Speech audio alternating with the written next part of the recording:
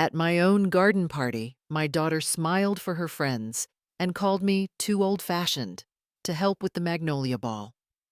Cute, right? Then she tried to turn our 1880s ballroom into a neon circus until a mysterious president with final veto shut it down. When the gavel fell, she learned exactly who wrote the rules. The air in my garden that afternoon was thick and sweet, heavy with the scent of late-blooming magnolias and the promise of a summer storm. From the veranda, I could hear the delicate clinking of iced tea glasses and the bright, brittle laughter that means women are being polite instead of honest. It was my daughter Caroline's day, and she was the sun around which all the other little planets of her charity committee revolved. She wore a dress the color of a flamingo and buzzed with a kind of energy I recognized but had never possessed raw, restless ambition. I watched her hold court by the roses my prize-winning silver jubilees. She was outlining her grand vision for the annual Magnolia Ball, the biggest charity event in our town. Her voice, usually so sharp, was smoothed over with honey for her audience of younger women, all crisp linen and sharp, assessing glances. They were raising money for the Children's Hospital, a noble cause, but I could tell from the way they talked that the real project was raising their own social standing. Caroline spoke of projections and sponsorships of a modern art installation she wanted in the center of the ballroom at the old Clarendon house. I suppose I should have just kept my thoughts to myself, kept refilling the silver pitcher of sweet tea and smiling my placid mother smile. But the Clarendon house, that was my territory. I couldn't help it. I glided over a ghost in my simple cream-colored dress and waited for a pause. When it came, I offered my suggestion gently. I mentioned that the Clarendon House ballroom was designed in the French style of the 1880s, and that a string quartet playing period-appropriate waltzes would be not only beautiful, but historically authentic. It would honor the legacy of the venue. Caroline turned to me, and the smile she gave was all teeth. It was a smile designed to be seen by the committee, not felt by me. She placed a perfectly manicured hand on my arm, a gesture that looked like affection, but felt like a dismissal. Then came the words delivered in that same honey-smooth voice for all her friends to hear. She told me my idea was sweet, truly, but that they were aiming for a fresh take this year. And then the final little twist of the knife, she leaned in as if sharing a secret and said that I was, bless my heart, just a little too old-fashioned for this sort of thing. The other women offered tiny, sympathetic smiles, the kind you give to a doddering old woman who has just said something quaint and irrelevant. In that moment, under the weight of the humid air and their pitying looks, I wasn't a person. I was an antique, a relic to be patted on the head and gently put back on the shelf. I felt a cold stillness spread through me, a quiet and terrible clarity. I simply nodded, retrieved an empty tray of glasses, and retreated to the cool solitude of my kitchen. My phone buzzed on the granite countertop, a welcome distraction. The caller ID read Abernathy. I answered, my voice steady, all the sweet hostess tone gone. I listened as he confirmed our meeting for the following Tuesday, the quarterly review, he called it. I agreed to the time, thanked him, and hung up. There was no small talk. There never was with Mr. Abernathy. It was business.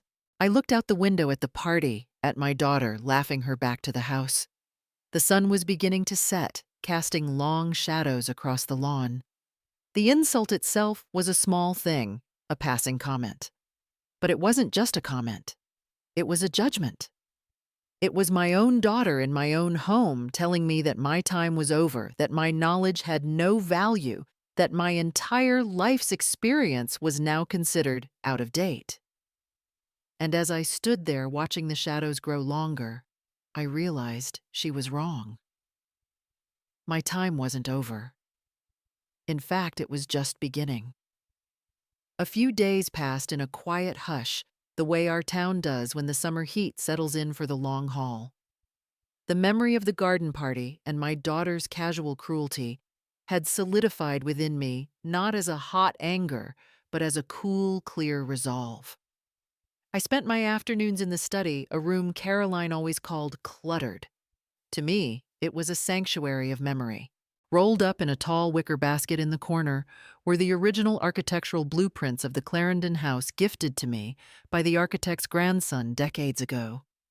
I'd unroll them on the wide mahogany desk, the paper crackling like old bones, and trace the elegant lines of the ballroom with my finger.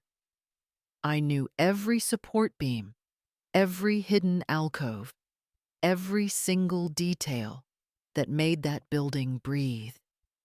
It was a part of me, and I intended to protect it. The phone call came on a Wednesday. It was Caroline, of course. Her voice was stripped of all its social honey. It was sharp and jagged with frustration. She launched into a tirade before I could even get a proper hello in. She complained about ridiculous red tape about some dusty, out-of-touch committee. My ears perked up.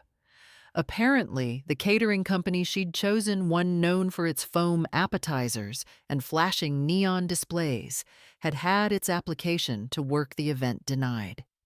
So had her chosen decorator, a man who wanted to hang giant abstract metal sculptures from the 140-year-old plaster ceiling medallions.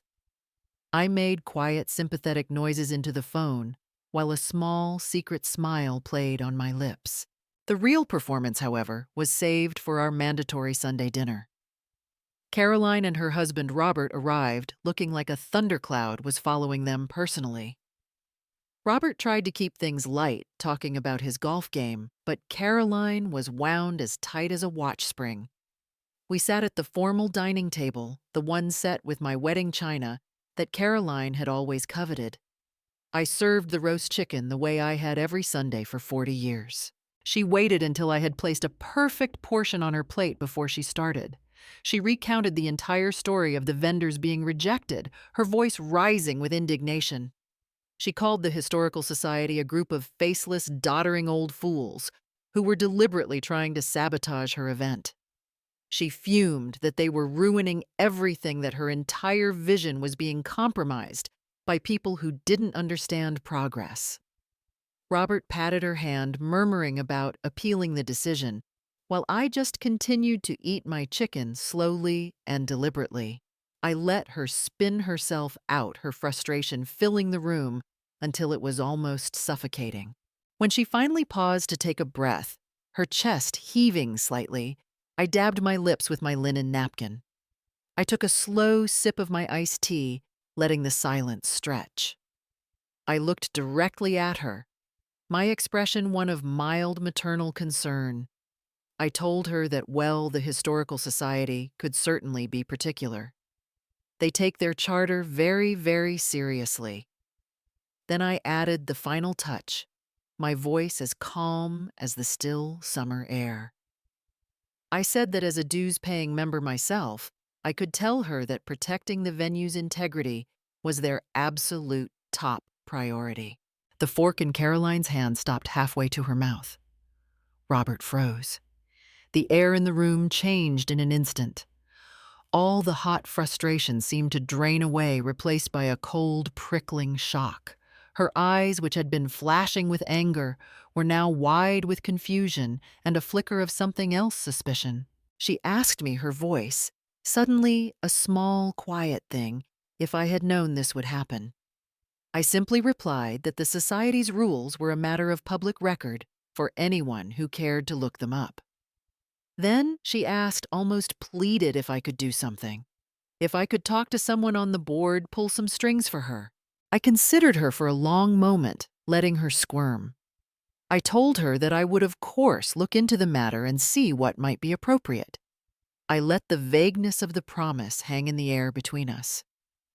For the first time since she was a little girl who'd broken my favorite vase, I saw genuine fear in my daughter's eyes. She had no idea what I was capable of, and that ignorance, which had once been her weapon against me, was now my own. The warning shot had been fired, and I could tell from the look on her face that it had landed exactly where I intended. The week after our tense Sunday dinner was an interesting study in my daughter's psychology. The flicker of fear I'd seen in her eyes had been quickly extinguished, replaced by a renewed and frankly arrogant sense of purpose. You see, Caroline didn't interpret my revelation as a threat. She saw it as an opportunity. In her mind, her old-fashioned mother wasn't a secret power player. She was just a silly old woman who happened to have a membership card to an exclusive club. And like any good tool, she believed I was now hers to wield.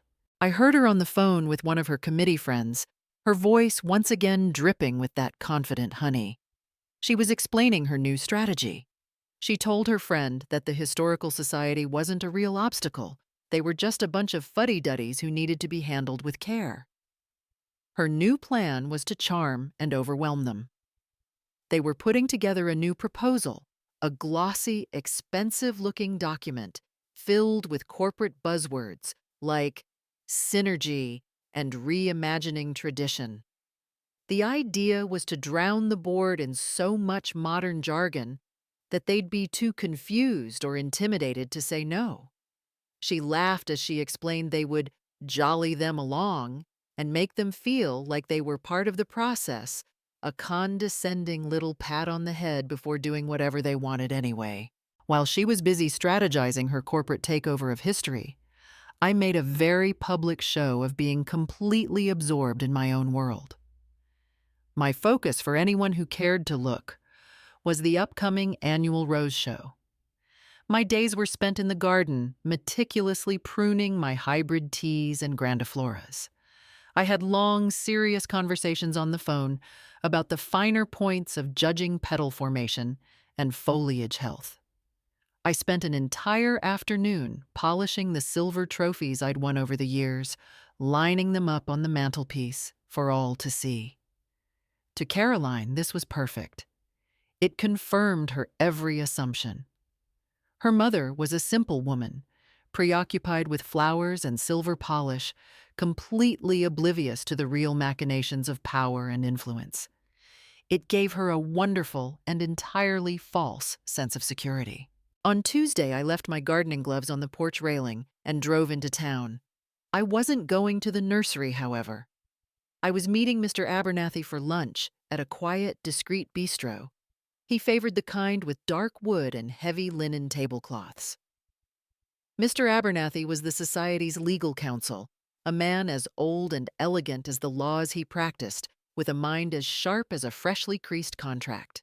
There, over chilled cucumber soup, we had our own strategy session. We didn't speak of revenge or family drama. We spoke of procedure. We reviewed the original society charter from 1958. We discussed the specific bylaws pertaining to venue usage and the preservation of historical character. Mr. Abernathy, tapping his pen on a leather-bound notebook, confirmed that the President's authority on permit approvals was final and non-appealable, as stipulated by the founding members to prevent exactly this kind of politically motivated interference. I asked him to clarify the exact procedural steps for denying a proposal, ensuring every I would be dotted, every T crossed. Our conversation was calm, meticulous, and utterly detached. We were preparing a legal fortress. That evening, a courier delivered a heavy, glossy folder to my door. It was Caroline's new proposal. I took it into my study and sat at the desk where the old blueprints often lay. I slowly turned the slick corporate pages. I saw the condescending section titled Honoring Our History, which was placed right next to a plan for laser light shows. I saw the proposal to cover the ballroom's original hand-painted wallpaper with temporary digital screens. With every page I turned, I felt a serene calm settle over me. My daughter, in her boundless arrogance, had just handed me every piece of evidence I would ever need. She had documented her own disregard, her own contempt, in perfect, high-resolution detail. I closed the folder and walked back out to my garden as dusk fell. The air was cool now, and the scent of the night-blooming jasmine was beginning to rise. I snipped a perfect pale pink rose from its stem, its petals flawless in the fading light. Caroline was underestimating the situation completely. She saw a gardener. She didn't see the architect of the garden, the one who knew exactly where all the roots were buried. The glossy, expensive proposal my daughter had so confidently compiled was returned less than 48 hours after it was delivered. There was no lengthy critique, no detailed feedback, and no invitation to revise and resubmit. It came with a single sheet of the Historical Society's heavy, cream-colored letterhead. The letter was brutally brief. It stated that the proposal was rejected for failing to align with the core mission as stipulated in Article 2, Section 3 of the Society's founding charter. That was it. No further explanation was offered, or it was implied required. The resulting explosion was nuclear. Caroline called me, and her voice was no longer just frustrated. It was ragged with fury. She spoke of lawsuits, of public shaming, of going to the press. She couldn't comprehend the sheer audacity of it. To be dismissed so completely, without even the courtesy of an argument, was an insult her ego simply could not process. I listened patiently, making the occasional non-committal sound, picturing her pacing back and forth in her minimalist white living room, a storm of impotent rage. That evening, her husband Robert decided it was time for him to step in. Robert is a man who believes the world runs on a system of exchanged favors, that there is no door that cannot be unlocked with a phone call to the right man. He assured Caroline he would handle these obstructionist old fools. He called a city councilman he plays golf with, a man named Bill Peterson. I, of course, was not privy to the conversation, but I can imagine it with perfect clarity. I have known men like Bill Peterson my entire life. I can picture Robert full of bluster explaining the situation, expecting an easy solution. And I can picture Councilman Peterson on the other end, sighing a weary sigh. He would have explained in the patient tone one uses for a difficult child that the city had no jurisdiction here.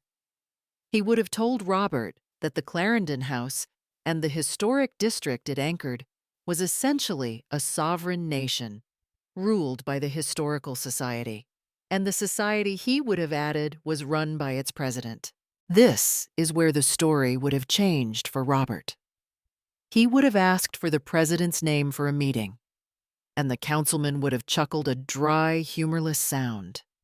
He'd have explained that the president's identity was anonymous. It was a legacy position appointed in perpetuity by the original founding members to ensure the society could never be swayed by politics or temporary trends. This president, whoever she was, had an ironclad absolute veto. The councilman would have finished by saying that Robert's only option was to find a way to appeal to this phantom president directly, a person whose name he would never be given. He would have wished Robert good luck and hung up the phone, leaving my son-in-law holding a deadline and a brand new, terrifying reality. The phone call I received from Robert minutes later was a masterpiece of sputtering panic. He relayed the councilman's words, his voice tight, with a disbelief that was rapidly curdling into dread. The enemy wasn't a board of senior citizens anymore. It was a ghost, a single, all-powerful figure hiding behind a veil of anonymity. I could hear Caroline in the background, her voice a low, frantic hum. The anger was gone, burned away by pure, cold panic. I heard the frantic clicking of a keyboard. She was no longer trying to strategize. She was hunting. She was desperate for a name, a face, to attach to the power that was crushing her ambitions. I could picture her scouring the internet, her digital world that she believed held all the answers. She'd be digging through the Society's website, through news articles, through public archives, searching for any clue, any crack in the anonymous facade. I sat in my favorite armchair, my embroidery hoop resting in my lap, and waited. The house was quiet. The grandfather clock in the hall ticked its steady, rhythmic beat. 10 minutes passed. 20. Then my phone rang again. I looked at the screen. It was Caroline. I answered and said nothing.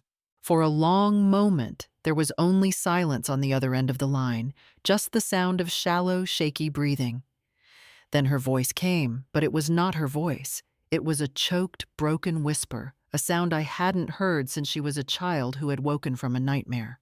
She asked one question, each word costing her a monumental effort. She asked me about the Society's founding charter, the one from 1958. She asked why my name was on it. I didn't need to answer. I could see the scene in my mind's eye as if I were in the room with her, the glow of the laptop screen on her pale face. Her eyes wide with dawning horror. I could see the scanned image of the 47-year-old document, the ink faded, but the words still clear.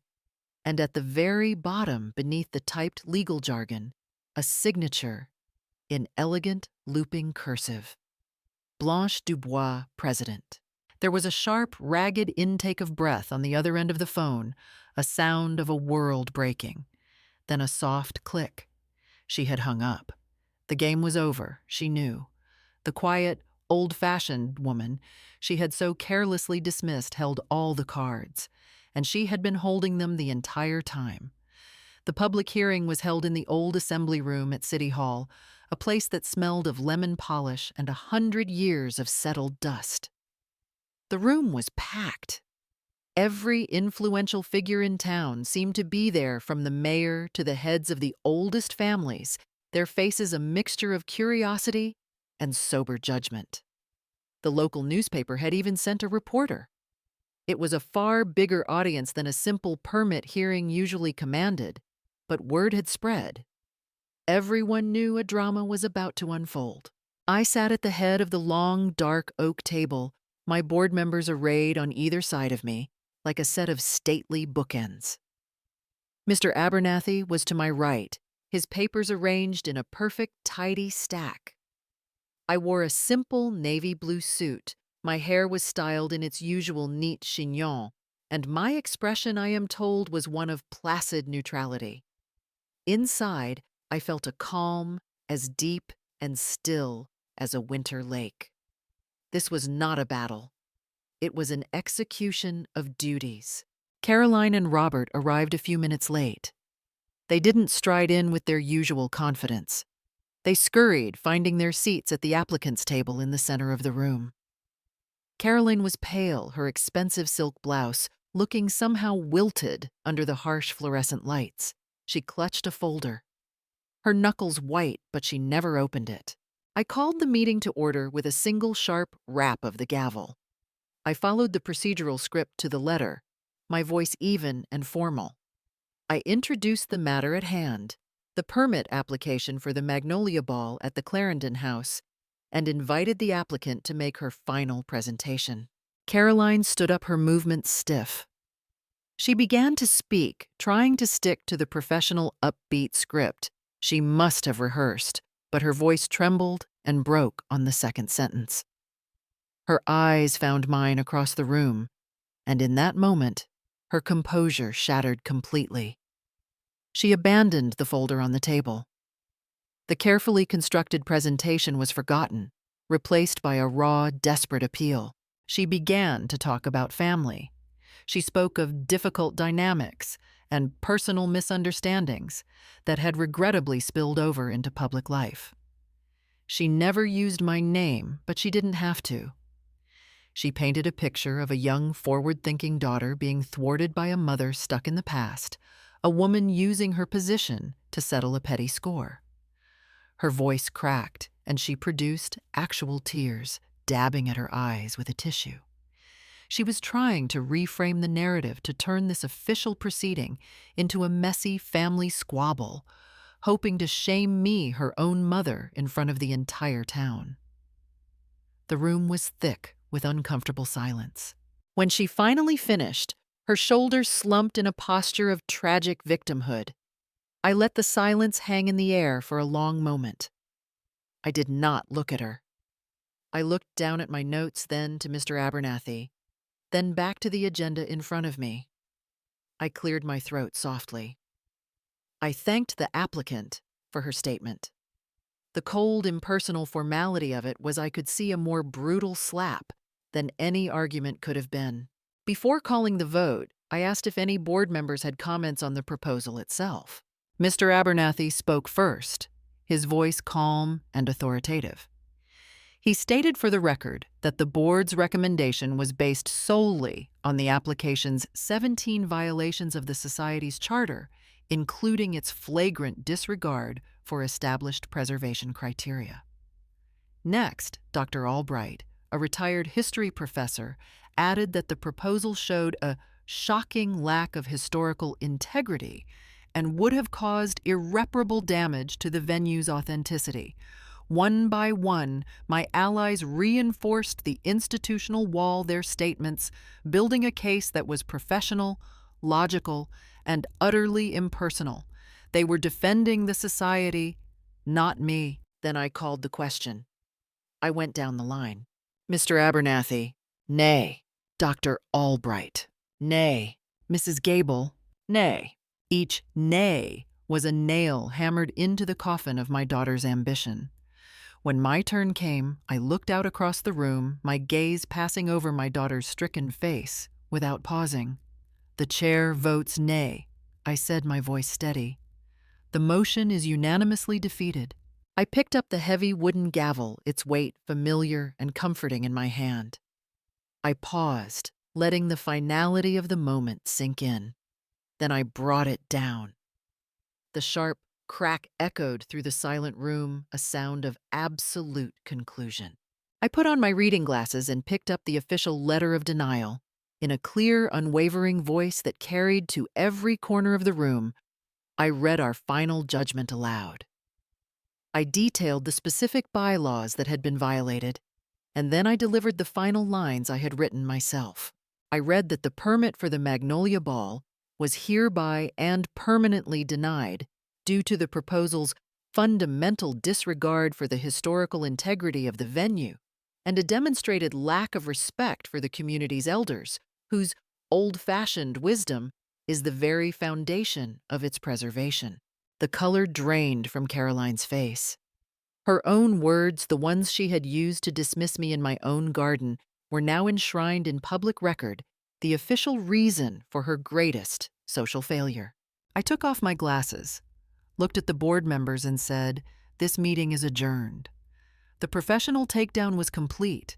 It was brutal, it was absolute, and it was by every measure just. In our town's social, death is rarely a loud affair. There are no public denunciations or dramatic confrontations. It happens quietly, like a frost settling overnight. One day, you are on every invitation list, and the next, the mail simply stops coming. Your phone calls go unanswered. Your former friends are suddenly and indefinitely so busy. For my daughter Caroline, the frost came swiftly, and it was absolute. The story of the public hearing spread through the town's influential circles, not like a wildfire, but like a rising tide, silent and inescapable. The newspaper reporter had written a story, of course, but it was a dry, factual account of a permit being denied. The real story traveled through hushed phone calls and knowing glances over bridge tables. The narrative was clear. Caroline had not just been unprofessional, she had committed the ultimate sin in a society built on legacy. She had disrespected an elder. The charity, the one for which all of this had been done, distanced itself with brutal corporate politeness.